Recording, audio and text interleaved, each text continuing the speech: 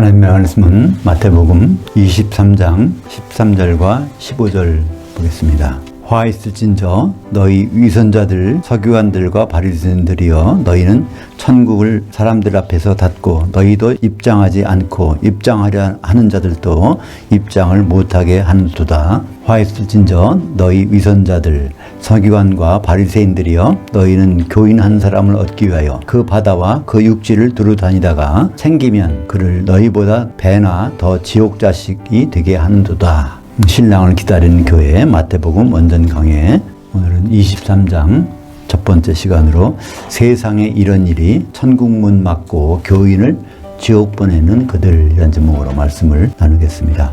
오늘 23장에 들어와서는 서기관들과 바리새인들에 대해서 조심하라는 말씀이 나오는데요.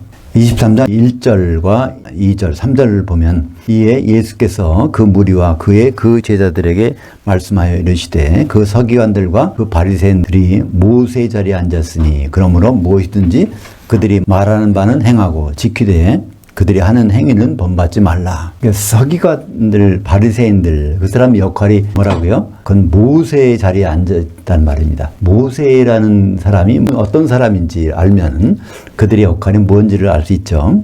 모세는 과연 누굴까요? 한마디로 하면은 모세는 선지자입니다. 선지자는 무슨 뜻이라고 그랬죠? 하나님의 속마음을 사진 찍어서 보여주는 사람. 선지자와 예언자는 같은 얘기입니다. 같은 번역이에요. 근데 예언자 하면은 앞으로 일어날 일을 말할 것으로 이렇게 기대가 되지만은 성경에서 선지자나 예언자는 앞에 일어날 일뿐 아니라 하나님의 속마음 가지고 있는 것을 드러내주는 사람이 바로 선지자입니다. 신명기 18장 15절에 네 하나님 여호와께서 너희 가운데 네 형제 중에서 너를 위하여 나와 같은 선지자를 하나를 일으키리니 너희는 그의 말을 들을지니라. 여기에서 모세는 자기를 소개합니다. 나는 선지자라는 겁니다. 그래서 이 서기관과 바리새인들의 역할은 바로 선지자 역할을 하는 것입니다. 목사라고 할 수 있어요. 그죠? 목사들의 역할이 하나님의 속마음을 그대로 전달해 주는 건데 하나님의 모든 비밀은 누굴 통해서? 사도를 통해서 말하기 때문에 사도의 말을 전달해야지 자기 생각을 전달하는 것은 아무런 의미가 없는 것이죠. 13절 보겠습니다. 화했을진저 너희 위선자들 서기관들과 바리새인들이여. 근데 예수님 당시에 성경을 가지고 가르치는 사람, 선지자들은 한마디로 위선자라는 겁니다. 위선자, 이 뜻은요 히포크리테스라는 건데 가면 쓰고 연극하는 사람이라는 뜻입니다. 히포크리테스라는 거, 가면을 쓰고, 그러니까 자기 진실을 말하는 것이 아니라 거짓을 말하는 거죠. 하나님 말씀이라고 하면서 자기들 생각을 전하는 사람을 말하고 있죠. 그 사람 하는 일이 뭘까요? 이게 너희는 천국 문을 닫고, 여기 원래는 문이라는 단어는 없습니다. 근데 이제 편의상 이렇게 번역한 거죠. 천국을 입장을 못하게 하는 거니까. 그러니까 천국은 나중에 죽어서 가는 것이 아니라는 것이죠. 천국 입장을 당장 해야 되는데 그걸 못하게 누가 막아요? 서기관들과 바리새인들이 막고 있는데 요즘 말로 하면 목사님들이 천국을 못 들어가게 한다는 것입니다. 사실 그렇잖아요. 천국을 지금 막고 있는 것과 마찬가지입니다. 왜냐하면 천국은 죽어서 가는 곳이라고 하니까 천국에 들어와서 할 일이 굉장히 많은데 산더미 같이 많은데 그 일을 못하게 하니까 천국 문을 막고 있는 것과 똑같은 얘기 아닙니까? 그럼 너희도 입장하지 않냐고. 요즘 목사님들도 천국에 안 들어간다는 거예요. 들어가면 큰일 나는 줄 알아. 죽는 줄 아니까요. 죽음이야 천국 간다고 이렇게 설교들을 하시니까 천국 들어간다면 죽는 거야 되니까. 그러니까 자기도 안 들어가고 입장하려는 자도 못 들어가게 한다는 것입니다. 한번 천국의 통치, 하나님의 통치를 받아볼까 하는 그 생각을 못하게 만든다는 거예요. 과연 천국이 어디 있는 것일까? 예수님은요, 아주 상세하게 천국의 환경을 우리에게 말씀해 주셨습니다. 그게 마태복음 13장 37절부터 42절까지를 보면, 아, 천국은 이런 것이구나. 천국에서 어떤 것을 준비해야 되는구나. 그것을 알 수 있죠. 같이 읽어볼까요? 대답하여 이르시되 좋은 씨를 뿌리는 이는 인자요 그 밭은 세상이요 좋은 씨는 천국의 아들들이요 가라지들은 그 간자의 아들들이요 가라지들 뿌리는 원수는 그 마귀요 그 추수 때는 이 시대의 끝이요 추수꾼들은 천사들이니 그런즉 가라지들을 거두어 불에 사르는 것 같이 이 시대의 끝에도 그러하리라. 인자가 그의 천사들을 보내리니 그들이 그의 나라로부터 모든 실족하는 자들과 또 불법을 행하는 자들을 거두어내어 풀무불에 던져 넣으리니 거기서 울며 이를 갈게 되리라. 이거보다 자세히 천국을 설명하는 것이 흔치 않죠. 그 당장 천국에는 누가 같이 있어요? 가라지가 있다는 거예요. 가라지를 뿌리는 것은 바로 악한 자, 마귀고, 또 천국은 다른 데 있는 것이 아니라 이 세상에 있다는 것이죠. 근데 천국에는 무엇을 하는 곳이에요? 추수할 때까지 일을 하는 곳이라는 것입니다. 일거리가 있다는 거예요. 천국에서는 놀고 먹는 게 아니라 천국은 아주 일거리가 산더미까지 쌓여있어. 일을 잘했는지 못했는지는 그 결과가 심판하는 건데 그걸 추수 때라고 하고 있습니다. 이 시대가 끝나면 추수 때가 온다는 거예요. 물론 우리말 번역은 이 시대를 세상으로 번역했어요. 다. 그러니까 세상과 시대는 다릅니다. 세상은 공간적인 개념이고 시대는 시간적인 개념인데 거기에 39절과 40절을 우리말 성경에서는 세상이라고 번역했어요. 그게 아니라 시간이 흘러간다는 것입니다. 언제까지? 예수님 오실 때까지. 예수님 오실 때까지 우리가 할 일이 있다는 거예요. 안 되면 풀무불, 지옥불에 들어간다는 것입니다. 이렇게 명확하게 성경에 설명되어 있는데 예수 믿으면 죽어서 가는 곳이 천국이라 하면 마귀 있는 곳에 간다는 얘기니까 말이 안 됐잖아요. 마귀가 같이 있는 곳이 천국인데. 그렇다면 천국 들어가기 위해서 가장 중요한 사람은 누굴까요? 그 사람 못 만나면 절대로 안 돼. 천국 문지기를 안 통하면 들어갈 수가 없어요. 근데 그 천국 문지기 열쇠쟁이를 누가 될까요? 바로 사도입니다. 마태복음 16장 18절과 19절. 그러니까 교회와 천국 열쇠는 같이 붙어 있어요. 교회를 세우는데 교회 세우는 일은 천국 안에 들어가서 세워진다는 것입니다. 마태복음 16장 18절 19절 읽어볼까요?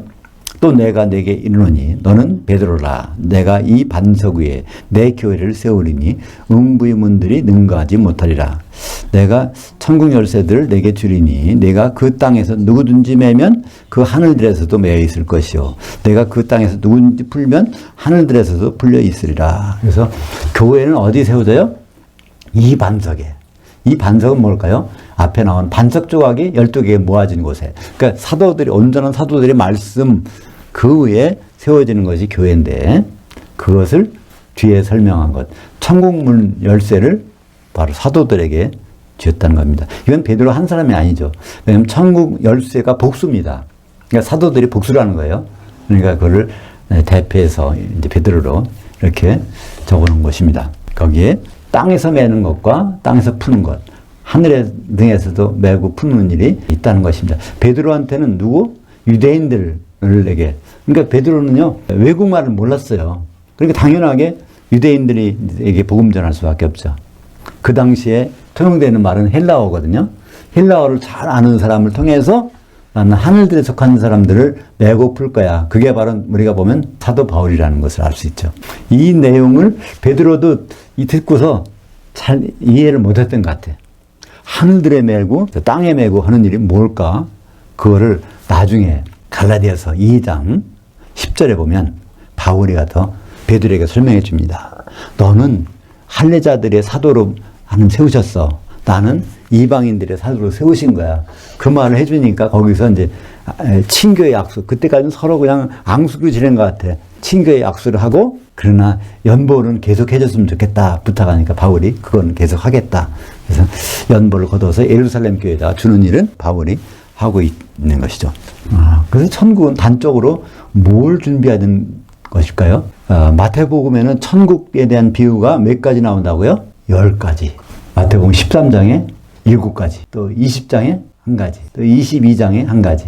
마지막으로 25장에 가서 열처녀의 비유가 천국 생활이 어떤 생활인지를 예수님이 단적으로 설명해 준 것입니다. 한마디로 신랑을 맞으려고 기름진 배하는 생활이 천국 생활인 거죠. 마태복음 25장 1절부터 5절까지 의미를 생각하면서 읽어보실까요? 그런데 천국은 마치 자기들이 그 등들을 들고 그 신랑을 맞으러 나간 열 처녀와 같다 하리니 그 중에 5은 미련하고 5은 슬기 있는 자들이라. 미련한 자들은 그들의 그 등들을 가져대 기름을 가지지 아니하고 슬기 있는 자들은 그 그릇에 기름들을 담아 등들과 함께 가져갔더니 그 신랑이 더디옴으로 다 졸며 잘세.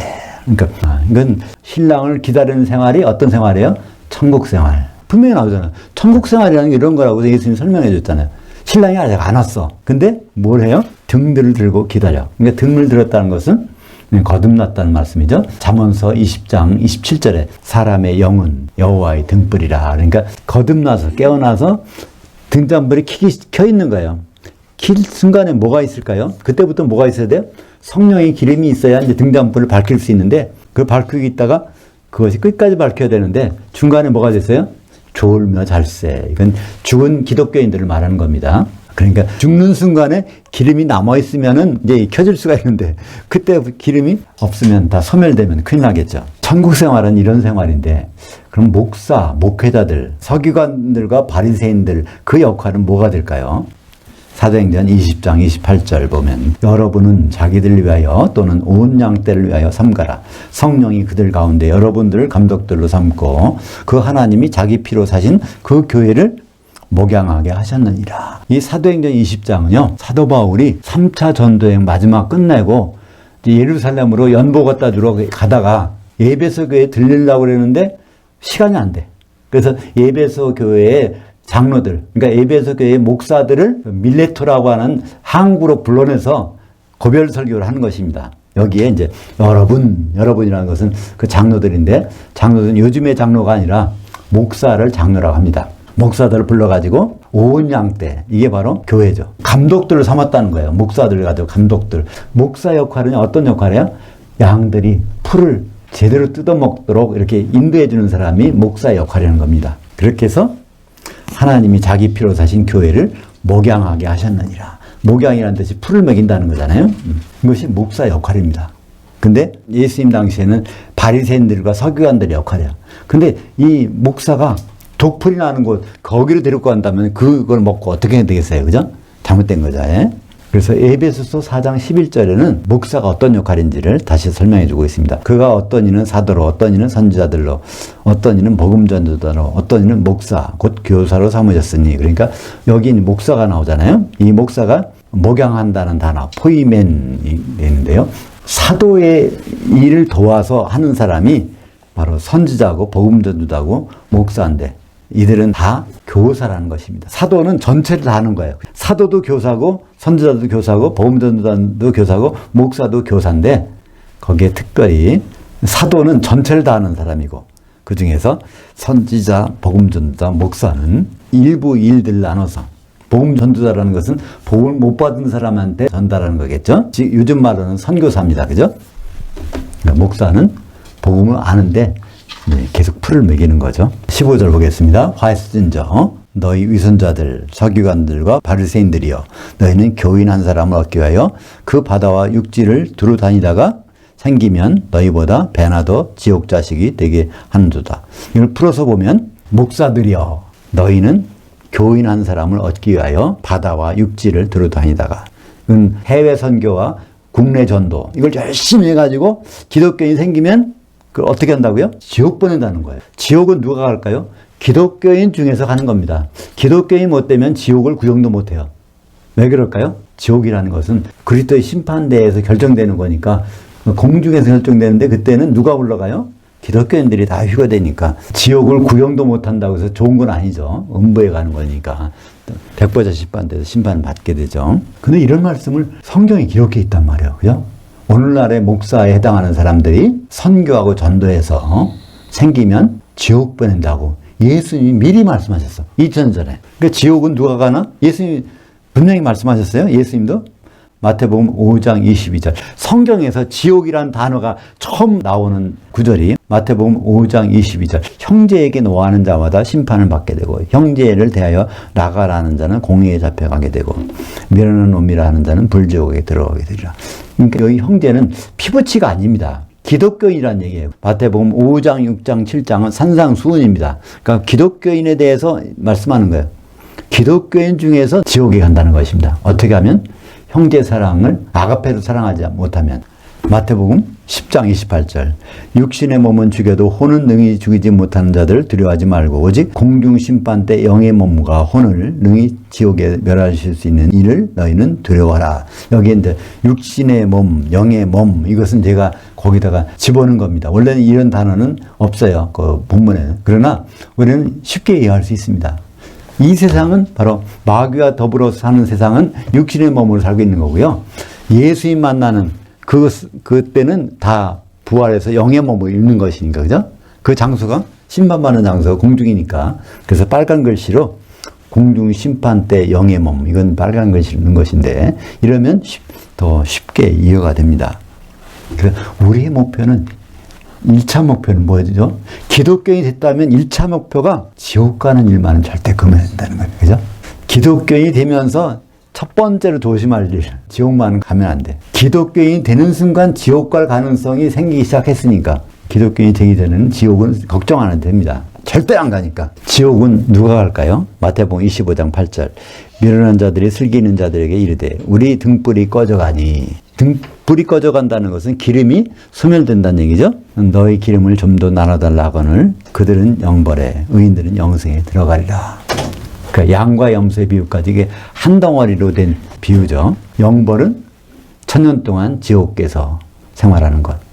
영생은 1000년 동안 예수님과 더불어 공중에서 있는 것. 사도행전 19장 1절 사도 바울이 에베소 교회에 가서 지금 첫마디로 하는 거예요. 아볼로가 고린도에 있을 때 바울이 윗지방으로 다녀 에베소에 와서 어떤 자들 만나 이르되 너희가 믿을 때에 성령을 받았느냐? 이르되 아니라 우리는 성령이 계심도 듣지 못하였노라.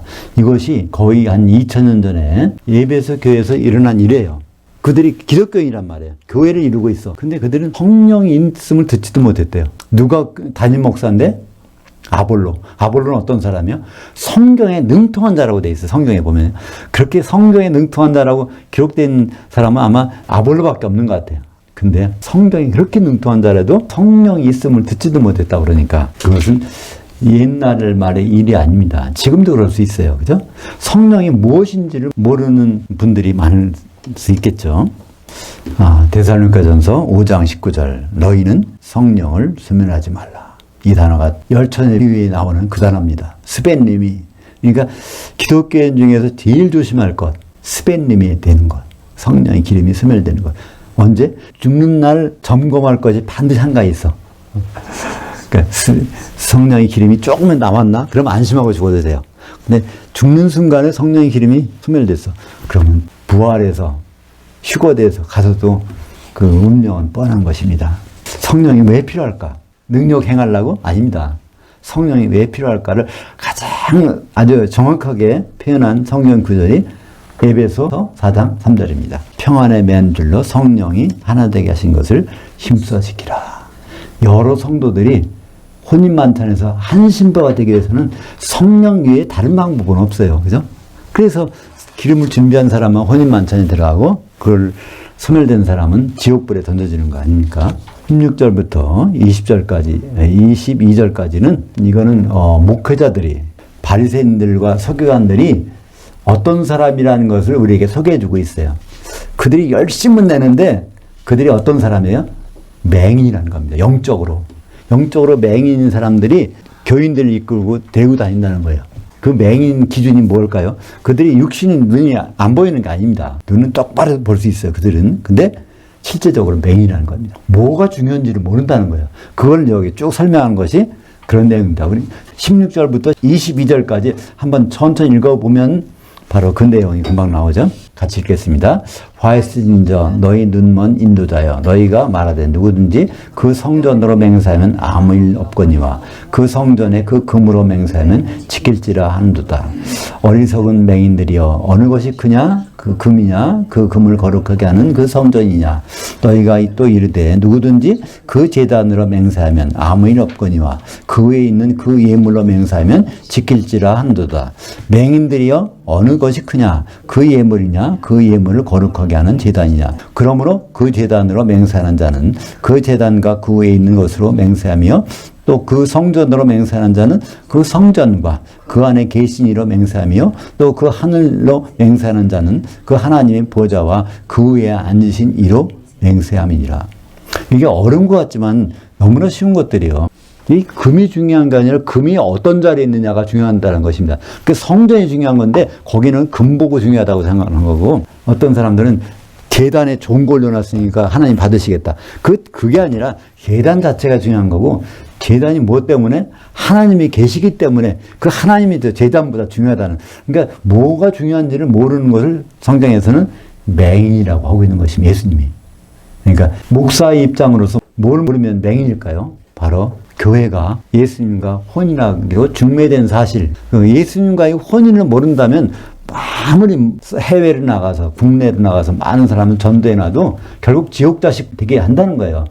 사람들을 모아놓고 성령의 기름이 없게 만들면 혼인만찬에 못 들어가니까 결국 영벌에 빠지는 거 아닙니까?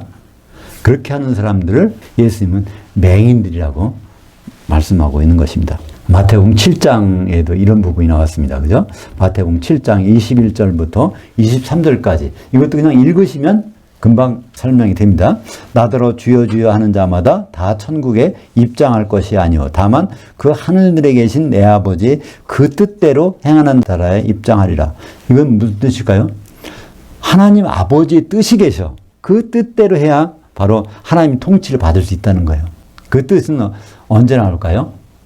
창세기 보면 하나님의 강력한 뜻이 있었어. 창세기 2장 24절, 그죠?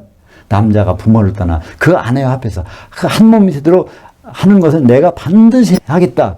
하나님의 강력한 뜻, 그 뜻에 순종하는 것이 바로 맹인이 아닌 목자들의 의무라는 것입니다. 그 뜻은 바로 그리스도와 교회가 혼인한다는 사실을 말하는 거죠. 22절 보겠습니다. 마태복음 7장 22절. 그날에 많은 사람이 나더러 이르되 주여 주여 우리가 주의 이름으로 선지자 노릇하며, 요즘 말로 하면 목사 노릇하며, 그런 뜻입니다. 내가 어느 교단에서 안수받고 목사가 됐는데 이 얘기를 예수님 앞에서 한다는 거예요. 또 주의 이름으로 귀신들을 쫓아내며 또 주의 이름으로 많은 권능들을 행하지 아니하였나이까 하리니.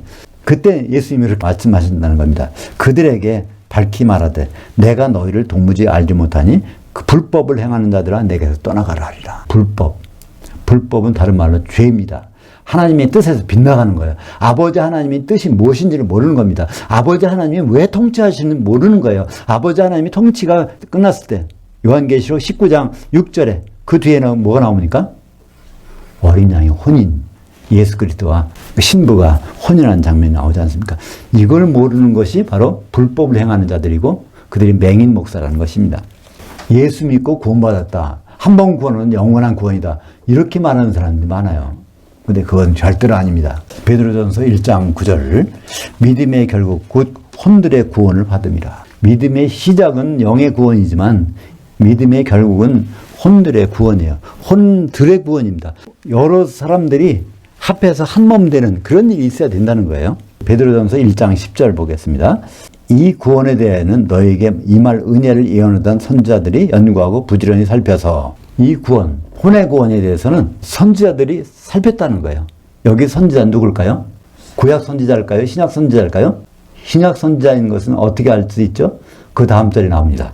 자기들 속에 계신 그리스도의 영이 그 받으신 고난과 후에 받으실 영광들을 미리 증언하여 누구를 또는 어느 때를 지시하는지를 상고하니라.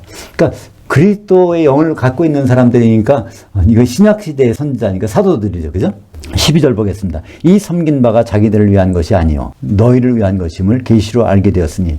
그러니까 자기들 중매쟁이를 위한 것이 아니라 중매당한 교회를 위한 것을 그들이 알고 있다는 것입니다. 이것은 하늘로부터 보내신 성령을 힘입어 복음 전하는 자들. 아주 이게 뼈맥하잖아요.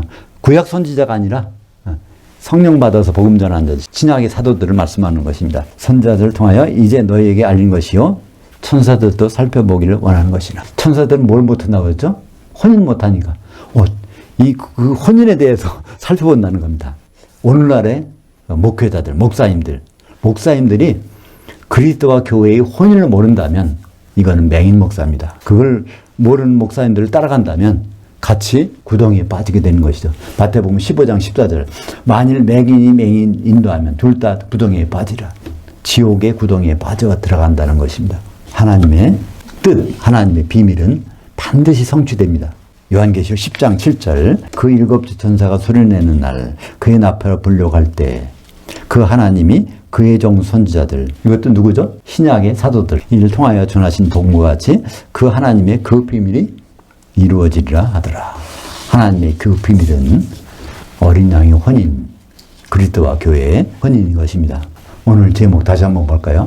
세상에 이런 일이 천국 문 막고 교인들 지옥 보내는 그들, 그들이 누구인지를 알고 있습니다. 세상에 이런 일이 있는 것이 아니라 교회에 이런 일이 있게 될 것입니다. 기도하겠습니다. 하나님 아버지 감사합니다. 천국은 미래에 가는 것이 아니라 이 세상에 있고 마귀가 활동하는 것이 있다고 하셨습니다. 우리가 천국 안에서 무엇을 준비할지를 잘 깨닫고 주님 만날 때 기름이 소멸되지 않는 성도들이 다 될 수 있도록 인도하여 주시옵소서. 예수님 이름으로 기도합니다. 아멘.